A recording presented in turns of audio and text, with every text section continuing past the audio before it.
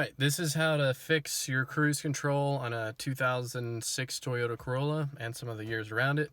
Now this particular car is a manual transmission, and the reason why mine failed or my cruise control wasn't working was because of the manual transmission. Long story short is there's a very small pressure switch. As soon as you lightly press in the clutch pedal, that tells the cruise control to shut off.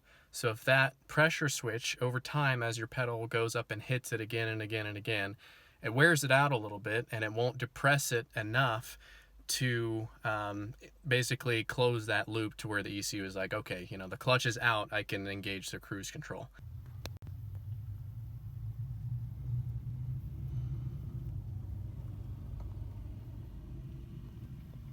So that was the issue with my car, but I'll show you real quick how to take it out.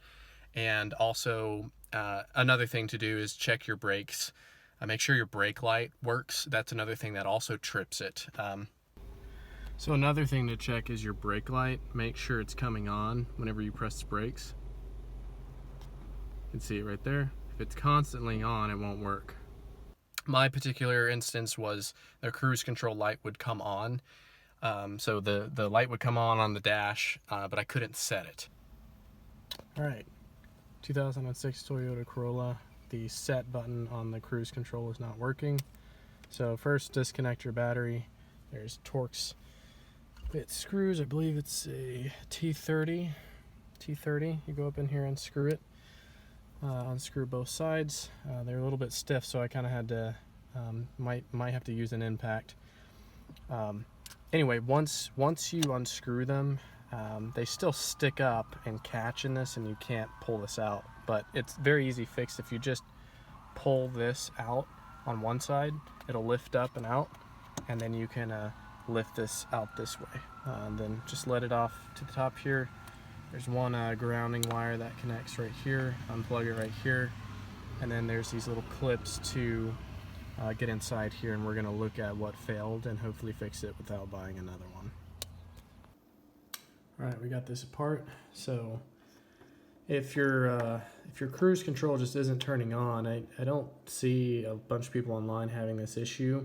Like, this power button isn't working. You can always check the fuse, but you know, if one of these gets corroded or loose or something, or one of these brackets breaks, it won't engage. So if you're having that issue, I would check that first. But if your set screw or your resume screw isn't working, or the signal, basically what you do is I got a little flathead and just pried up on these little tabs here and here to where I was able to just very carefully get this white part out.